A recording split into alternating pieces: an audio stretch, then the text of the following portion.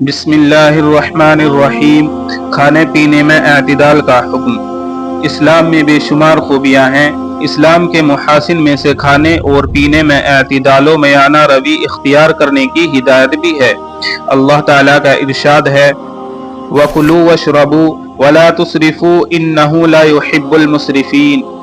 خوب کھاؤ اور خوب پیو اور حد سے نہ نکلو، بے شک اللہ تعالیٰ حد سے نکل جانے والوں کو پسند نہیں کرتا۔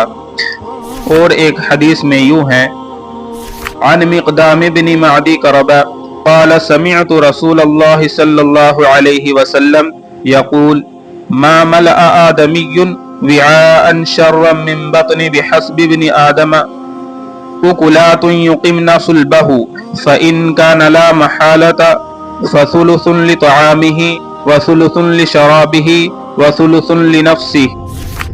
مقدام بن معدی کرب رضی اللہ عنہ کہتے ہیں کہ میں نے رسول اللہ صلی اللہ علیہ وسلم کو یہ فرماتے ہوئے سنا، کسی آدمی نے کوئی برتن اپنے پیٹ سے زیادہ بھرا نہیں، آدمی کے لیے چند لقمے ہی کافی ہیں جو اس کی پیٹھ کو سیدھا رکھیں، اور اگر زیادہ ہی کھانا ضروری ہو تو پیٹ کا 1/3 حصہ اپنے کھانے کے لیے، 1/3 حصہ پانی پینے کے لیے اور 1/3 حصہ سانس لینے کے لیے باقی رکھیں۔ اور اسلام کے محاسن میں سے حقوق کی ادائیگی میں ٹال مٹول کرنے کی ممانعت بھی ہے۔ رسول اللہ صلی اللہ علیہ وسلم کا ارشاد ہے مطل الغنی ظلم وَإِذَا أُتْبِعَ أَحَدُكُمْ عَلَى مَلْئِيٍّ فَلْيَتْبَعْ۔